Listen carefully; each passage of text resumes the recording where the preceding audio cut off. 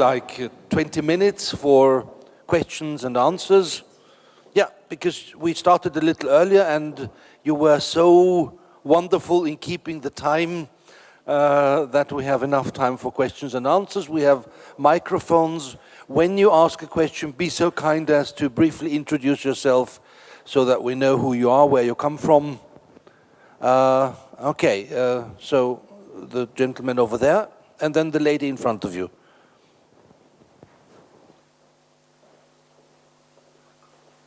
Hello, Mustafa Radwan from Egypt.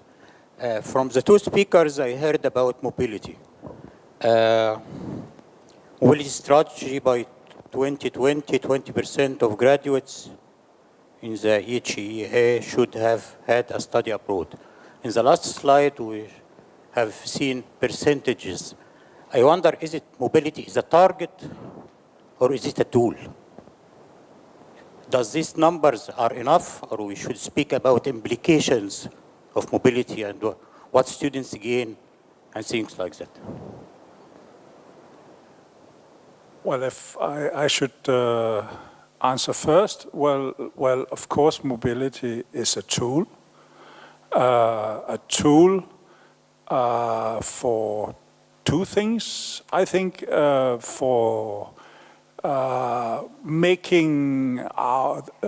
increasing cultural interaction, to improve the probability that we will keep peace in Europe and by the way, further around. And secondly, in order that our students will get cleverer, get wiser, know to pick up ways to do things abroad, to bring home, or maybe even stay abroad. That is, increase their productivity, increase their usability for society and labor force. So that's the reason why we have mobility in mind. Thank you. Yes, of course, mobility is a tool. At the same time, the ministers at Bologna told us that it is also a target. So, because the Bologna Declaration says mobility of citizens, and students are part of them, of course. That's one point, and the other point is, please don't look at mobility numbers only from the picture that I demonstrated, because this is one part of mobility. That's a degree mobility. For Bologna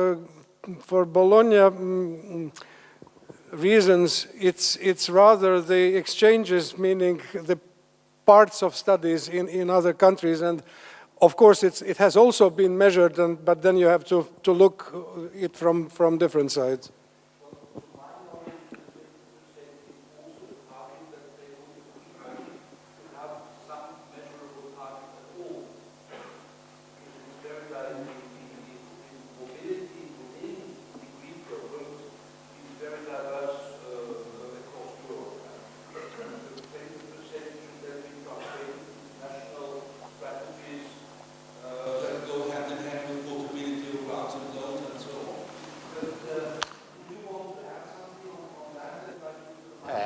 I was wondering if we shall go on just measuring it by numbers, or there should be another indicators. If it is not a tool, I mean, if it is not a target, if it is a tool.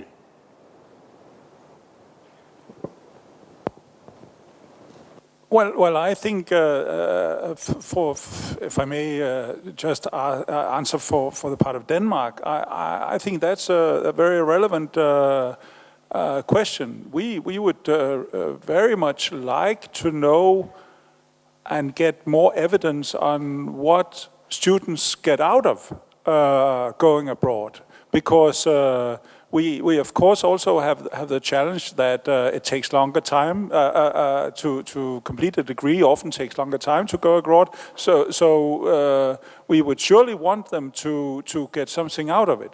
We think we get something out of it. The employers say they consider that they get some benefit out of people who have students who have graduates who have been abroad, but we would like to develop the evidence on that.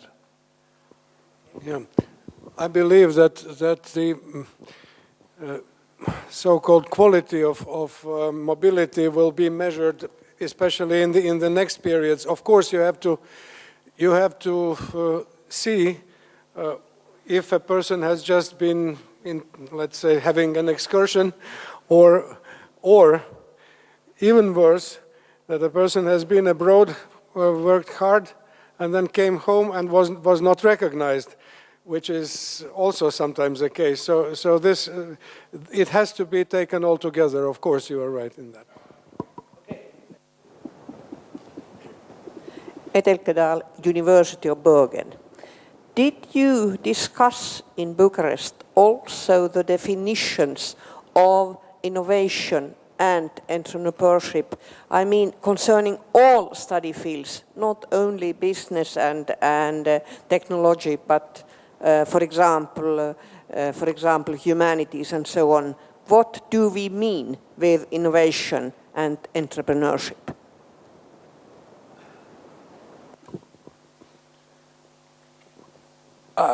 It was discussed both in Bucharest among the ministers, and earlier on in the BFUG when we developed the wording of the draft communique. But I have to say that there is no clear answer. Everybody are aware that this is clearly not only an issue for science and health faculties, but also for humanities and business and so on. But no clear answers as usual. Colleague from Palestine and then the gentleman over there, and then I will turn to the other side. I do apologize. I tried to get you all, but I have to start on one side of the room and then move along to the other side. Thanks, Chair. I would like to thank the two lecturers for these nice lectures we have heard. And I have a comment regarding the Bologna process, and I want to relate the Bologna process to the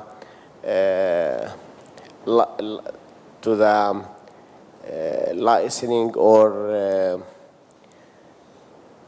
certificating. It's obvious to us that Bologna process has different components, like 2 or 3 cycles, like diploma supplement, like transfer credit system, quality assurance, and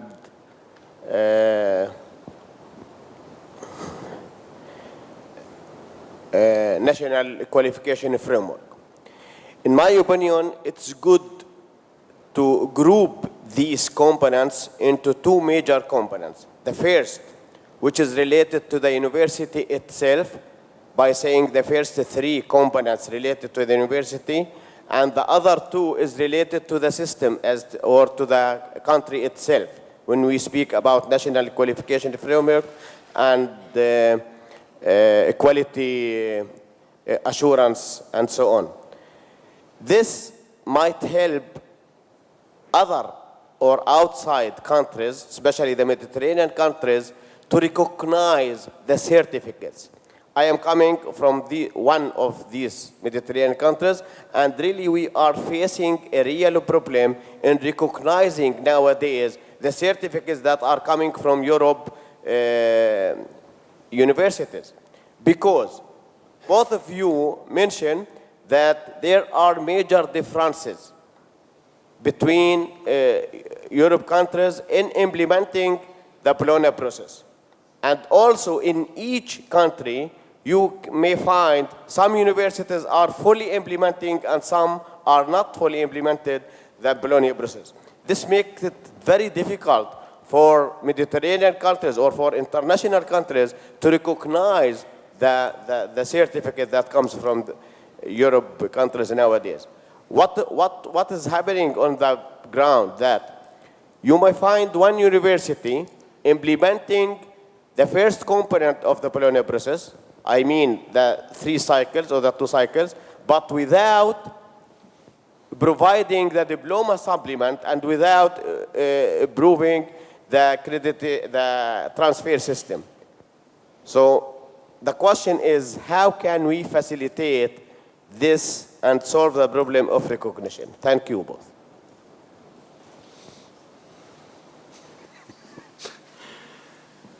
Yes, thank you for a difficult question, but first I would like to say, if you were receiving many diplomas from Europe before Bologna started, I'm afraid the mess would be 5-6 times bigger. So we are, that's one part of my answer. Another part is that Bologna process changes the way how we organize, and that allows for many improvements, but it does not change one fact, that the engineer is an engineer and has an engineer training, or medical doctor is a medical doctor and gets a medical doctor training. So, I mean, it does not so much impact the content, so to say, of the studies. It's a different way how to do it better, how to make it more transparent and so on.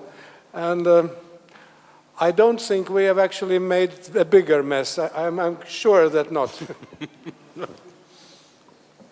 I can only agree with Andres on that, but I think also that's clearly the point of the Bucharest communiqué.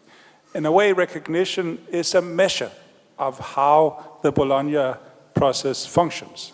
Whether we recognize each other's degrees without too much trouble, without too much bureaucracy, is a measure of whether we implement Bologna in a coherent way. And Andres mentioned a lot of interesting differences which the implementation report shows. Even among the tools we have we say we have implemented, so to speak. So that's the reason why recognition was put at the top of the agenda or the table for the coming period, how to develop recognition and thereby also developing the underlying tools of Bologna. Okay, thank you. The gentleman next to the microphone. Yeah. Anas Al-Fattal from Syria. My question is simple and straightforward. How do you look at professional qualifications provided by the universities? The example you mentioned about the UK, that not many students go to go for masters. Actually, what happens there, students go for other kind of qualifications. An example is the PGCE, like postgraduate certificate in education. My question is, like, how do you look at these kind of courses in the 3-cycle thing, and also in related to the employability issue? Yes, here we probably have to a little bit separate between Bologna process and European Union. In European Union, this would be a different recognition. Well, it's a different recognition everywhere, where you have to become, where you want to get the professional recognition. So in European Union, the directives that regulates the recognition of professional qualifications, it basically says that one who has fulfilled all the conditions in the home country should be recognized as a professional also in other EU countries. It does not work that simple in all Bologna countries because, well, those that are EU candidate countries, they are moving to that system as well. And who knows, maybe in 20 years it will work that way in the whole Bologna area. Anyway, it does not make a problem, let's say, because in one country, well, like Brits will will complete medical studies with a Bachelor of Medicine, and in other countries it is called Doctor of Medicine, and well, in some countries it might be called Master of Medicine, but that is not so important because when they have the full certificate for working in their country, they will be recognized in others. Okay, thank you. Then I have the gentleman over there, then Vera Zabotkina, our colleague from Armenia, and that's the next few then. Kazakhstan, Korkhtata University, Temir Bulatkin Chunbay. My question concerns the employability of bachelors. After bachelor degree, the student gets a diploma with the academic degree, Bachelor of Science, yes? And when he enters when the employer hires him, the employer is in doubt what occupation should he give the new employee. So, and there is a question, how do you overcome this difficulty in European countries? Because in the former diploma, when he was a specialist, it was written that he was given a qualification of an engineer, and he can be employed as an engineer. And now in the bachelor degree, it is not written, it's just an academic degree of a bachelor, and the employer does not know what to give an engineer occupation position or a technician position. Thank you. Okay, who of you will challenge that? Well, I think in many of our countries, this is much a question of tradition. I don't think that you can clearly say that an engineer is a 5-year, 3+2 year program, and then you are an engineer and the employer can be sure that it takes 5 years, and if he's got a 5-year degree, then he can be employed as an engineer. I mean, there's a gradient of becoming an engineer. You can take a bachelor, and you will be usable for some tasks, and if you take another 2 years, you'll be usable maybe for some more tasks. We will have, and that goes for my country, for one, we will have to develop that labor market for bachelors, which is non-existent for the time being, and that is not because I don't think that is because bachelors cannot be employed really in the labor market. It's because the differences in wages are very small, and because the employers simply can easily take a full master, simply. Thank you. I would just say that I think in most countries there are, even if the name of the degree is similar, but the actual degrees can be more professionally oriented and more academically oriented. And then it would be expected that those who are more professionally oriented will rather go to the labor market. And of course, sometimes you have a situation that this bachelor degree is mainly designed to jump up to the next program and take a master's. I think the important thing is that at those times when we changed from 5-year programs to 2 parts of bachelor master, that we had to think about the employability of this first part. Sometimes it's not quite employability in the specialty, but it is general, well, existence of subjects in the program that make them find some job which they would not achieve after secondary education, but which is not yet that specialty that can be after the master's degree. It is, of course, it is an issue, and in a number of countries it happens that simply bachelors are not accepted. Okay, I have to speed up a little bit. We have Vera and I think Alex, and then I have the gentleman over here and you over there. And can we then sort of draw the line? Vera Zabotkina? Yes, thank you very much. I'm from Russia, from Russian State University for the Humanities. Jacob Fuchs mentioned in his paper, in his report, that qualification frameworks should work in practice through our learning outcomes. And tomorrow we are planning to discuss how to make qualification frameworks not only just tool, but part of everyday life of academics and students. Question, are you planning any occupational standards to make qualification framework really working? We need occupational standards so that the university should know what is expected from the employers. I mean, what employers expecting from the students. And learning outcomes is wonderful, but it's not enough. So is there any plans of having occupational standards, just like it exists in the UK and in France, in Germany, but not yet completely? So thank you.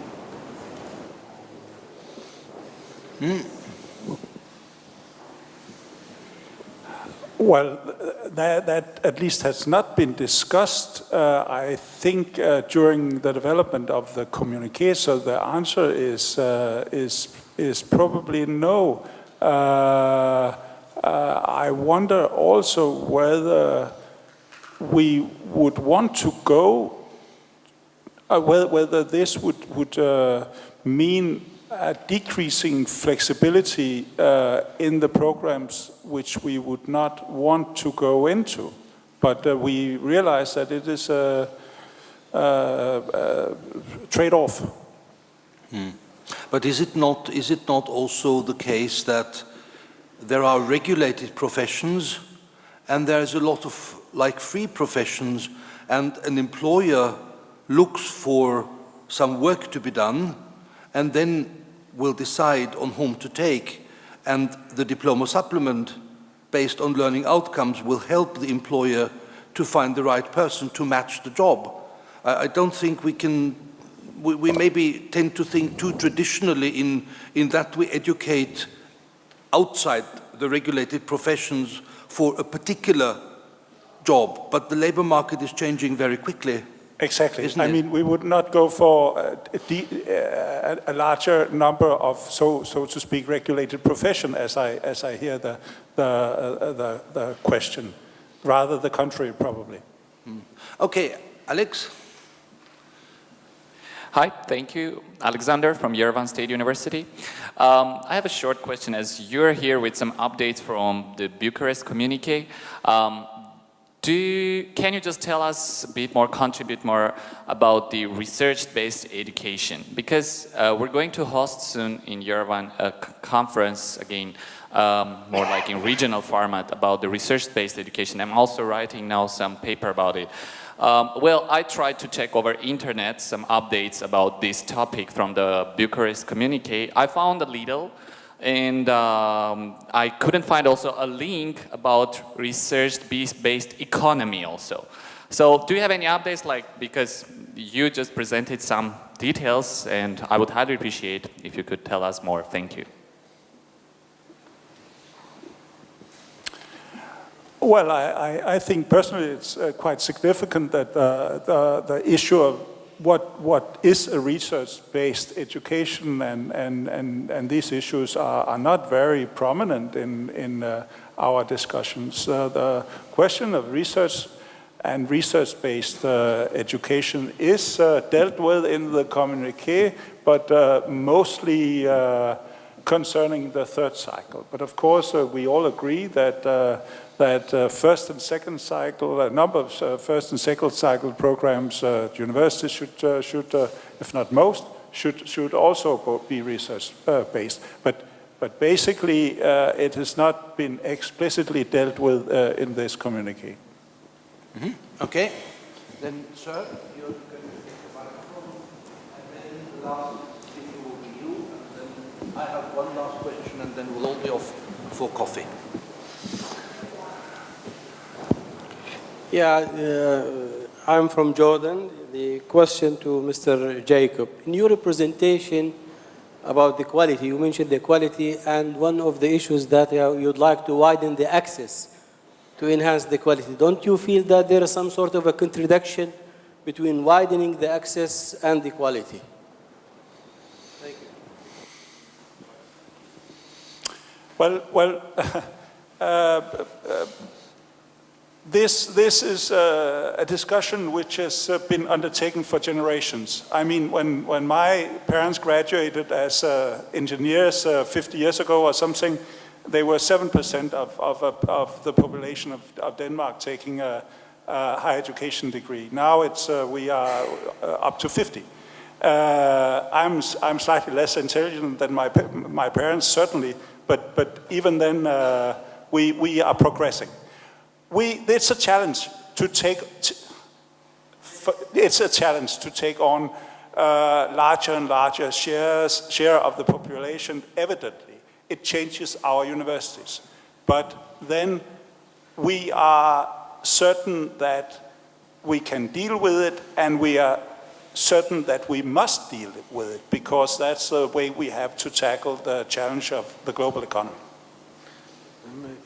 Yeah, I would say that, of course, quality must be strong, despite that we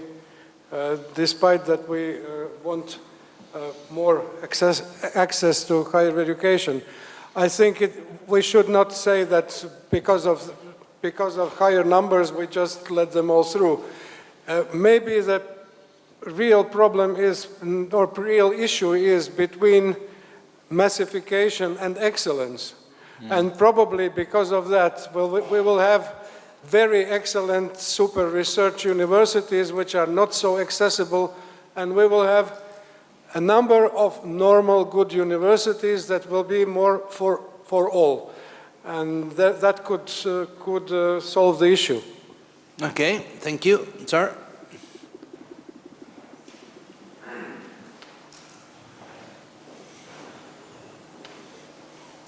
Hello, I'm Ulf Dahlnäs from University of Gothenburg in Sweden.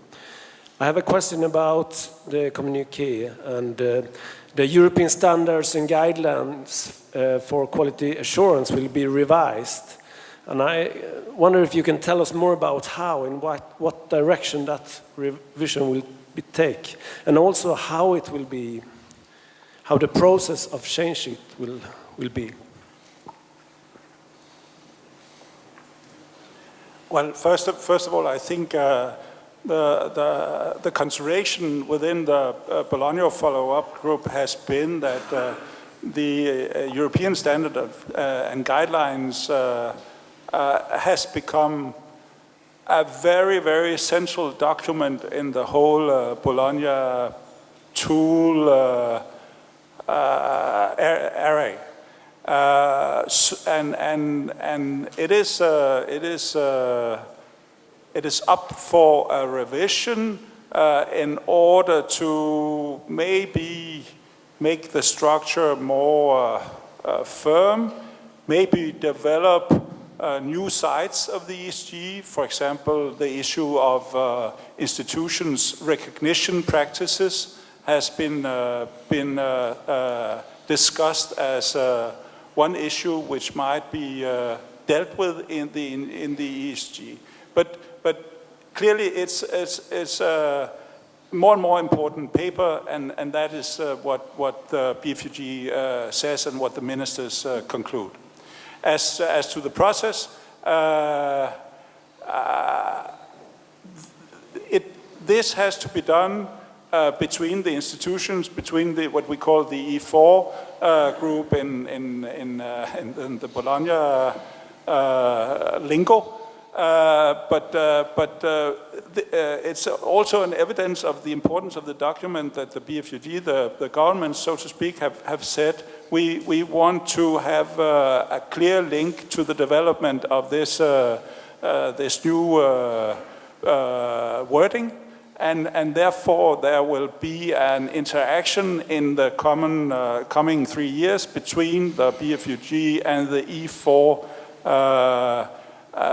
precise, I mean, how we will do it will be dealt with in the BFUG, and where, of course, the E4 is also present. We don't know exactly how it will take place.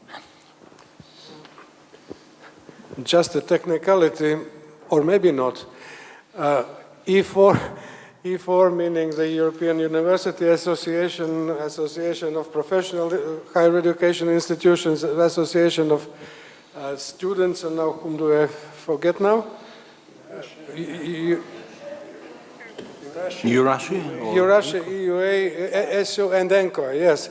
But in the communique, there are now two new participants, and I wanted to address this to you.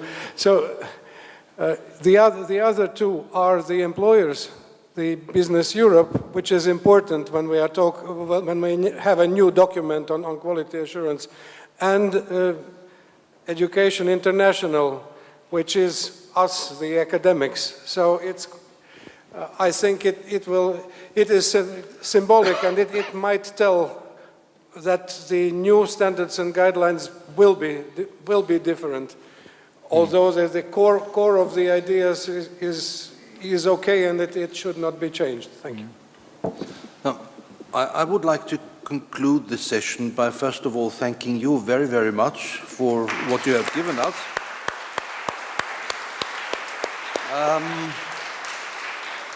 But I want to send you all into the break with a question that has been puzzling me in listening to you.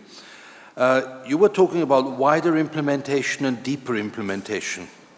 Now, if you think back to the whole process, then I would claim that when the ministers signed the Bologna Declaration, they were not really knowing what they were doing. They were not thinking of the higher education institutions. Then the higher education institutions came in massively and have been doing a lot of work. And now the higher education institutions see the limits. So is it the case that the question now moves to the higher education system? I get the impression that now when we talk about a number of national strategies, it means that the process and many of the questions connected with the Bologna process are systemic questions, are questions of higher education systems in countries and in Europe. And I have the feeling, and I don't expect any answer now because I don't want to keep you, sorry. But this is just something that we might want to think about, whether the level of activities and the level of decision is slightly shifting and where it is shifting. Okay, so that now will send you into the coffee break. Could you please be back at 5:10 at the latest? Okay, thank you.